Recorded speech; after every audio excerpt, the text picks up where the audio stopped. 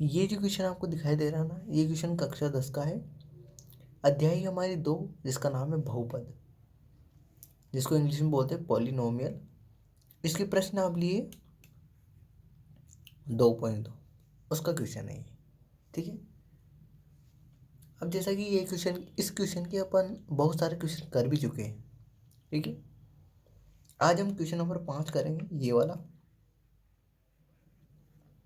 इससे पहले question number 1, 2, 3, 4, ये चारों क्वेश्चन हम कर चुके हैं। यदि आपने नहीं देखा है ये वीडियो, इनके वीडियो तो आप जाके देख सकते हैं।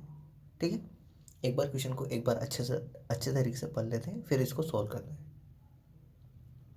तो निम्नलिखित बहुपदों के शून्य ज्ञात कीजिए और शून्यकों तथा गुणांकों के बीच में संबंध की सत्यता की जांच करनी है। ठीक है। देखो सिंपल है, बहुत ज़्यादा कोई टफ नहीं है, आसान है। देखो करते हैं इसका सॉल्यूशन। देखो ये अपना t² -15, ये द्विघात समीकरण है। ठीक है। अब देखो सबसे पहले क्या ज्ञात करना है अपनों को, इसके शून्य को। क्या ज्ञात करना है, शून्य को। ठीक है। तो मैंने आपको शून्य ज्ञात करने का सूत्र बताया था। सूत्र क्या होता है, श्रीधराचार्य सूत्र। श्रीधराचार्य सूत्र। ठीक है। वो क्या होता है, -b ± √b² -4ac upon 2a, ये सूत्र होता है। ठीक है। अब देखो यहाँ ध्यान देना, जैसे मैं एक द्विघात समीकरण बताता हूँ आपको।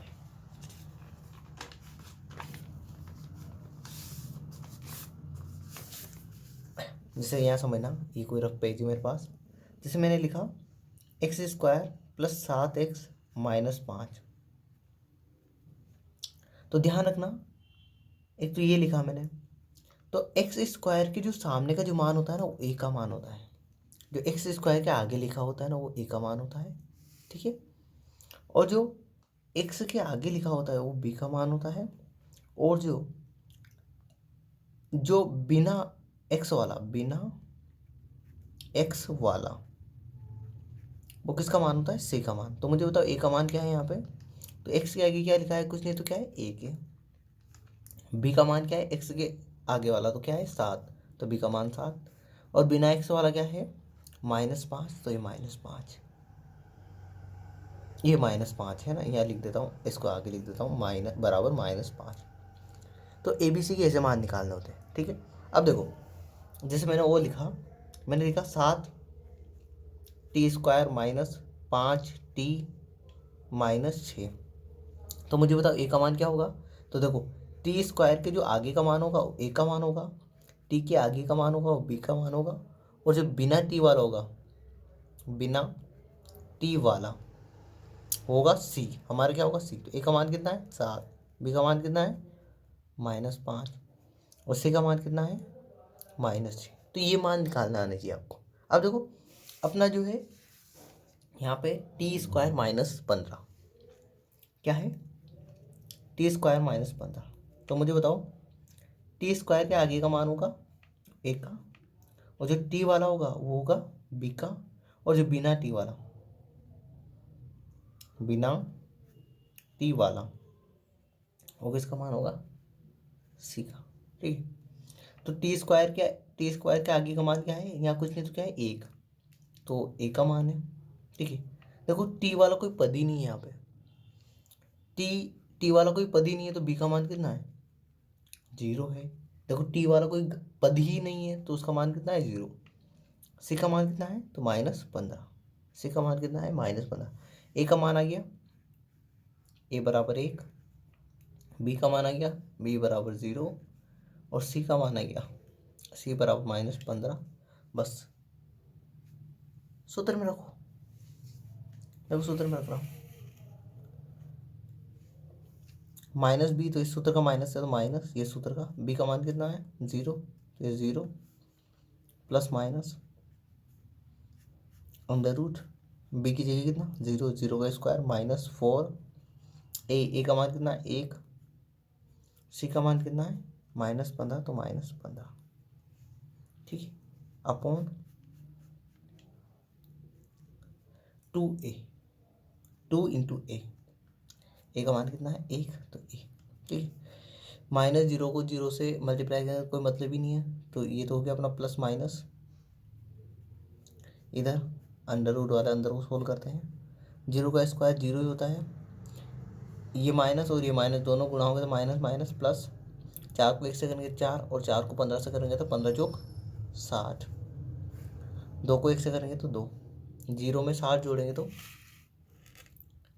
60 ही आ जाएगा बटे अंडर रूट 60 बटे 2, ठीक।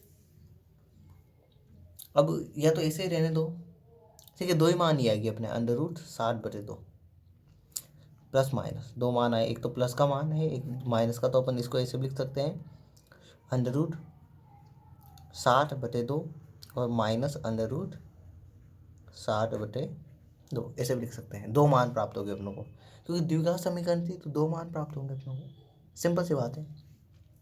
तो अल्फा का मान है कि अपना अंडर रूट 60 बटे 2, क्योंकि देखो द्विघात समीकरण में 2 मूल आएंगे, एक अल्फा और बीटा है ना, और बीटा का मान है अपना अंडर रूट 60 माइनस का बटे 2, ठीक है। अब देखो ये तो आ गया अपने शून्यक, एक शून्यक तो आ गया अंडर रूट 60 बटे 2, दूसरा शून्यक आ गया अपना माइनस अंडर रूट 60 बटे 2। अब देखो मैंने आपको सूत्र बताया था शून्यकों का योग, शून्यकों का योग,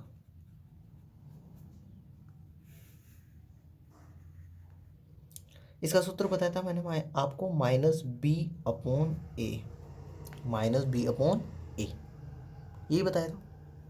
अब देखो माइनस का चिन्ह ऐसा कैसे, b का मान कितना है 0, तो ये 0 अपॉन a का मान कितना है 1। मुझे बताओ 0 में किसी भी संख्या का भाग दो क्या आता है 0, तो मतलब इस सूत्र से अपनों ने याद किया तो शून्यकों का योग कितना आया 0, शून्यकों का योग कितना आया 0। अब देखो अब शून्यकों का योग मतलब शून्य क्या है होते हैं अपने अल्फा और बीटा, तो दोनों को जोड़ो, शून्यकों का योग मतलब अल्फा और बीटा, 2 शून्यक होते हैं द्विघात समीकरण के और उनका योग तो मतलब प्लस का चिन्ह।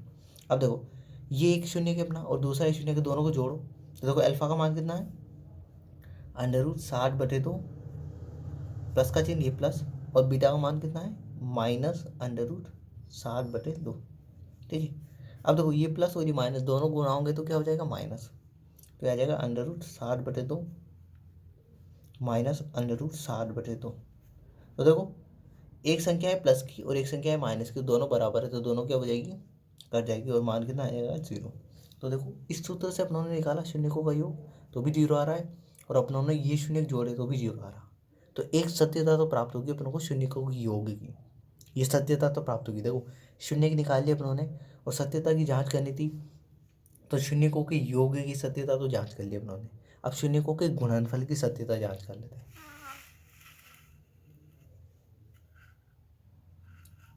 अब देखो शून्यकों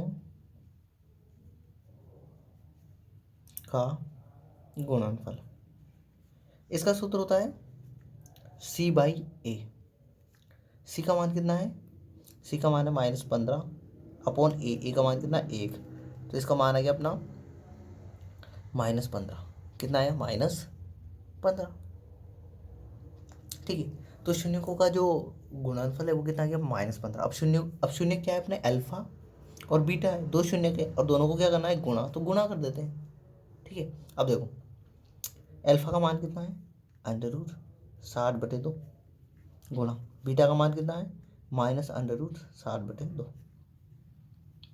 ठीक है। अब देखो 2 को 2 से नीचे गुणा करूँगा तो कितना आ जाएगा 4, तो नीचे तो आ गया मेरा 4।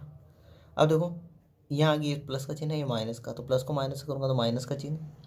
अब ये मेरा अंडर रूट, तो अंडर रूट के अंदर ये 60 गुणा 60 अंदर गुणा हो जाएगा, है ना। अब 60 को 60 से गुणा करूँगा तो कितना आ जाएगा 36 मतलब 3600, तो ये आइए अपना अंडर रूट 3600 बटे 4, ठीक है। अब मुझे बताओ 36 √36 का मान कितना होता है, तो होता है 60। कितना होता है, 60। ठीक है, अब बटे 4, और ये किसका, माइनस का। अब 60 में 4 का भाग देंगे कितना आएगा, 15, और वो भी किसका, माइनस का। तो देखो शून्यकों का गुणनफल भी कितना आ रहा है अपना, -15, और इस सूत्र से निकाला तो भी -15। तो ये बात भी सत्य होगी। शून्यकों का योग और शून्यकों का गुणनफल अपनों ने गुणांकों और शून्यकों के साथ संबंध निकाल के चेक कर लिया, अपना सत्य आ रहा।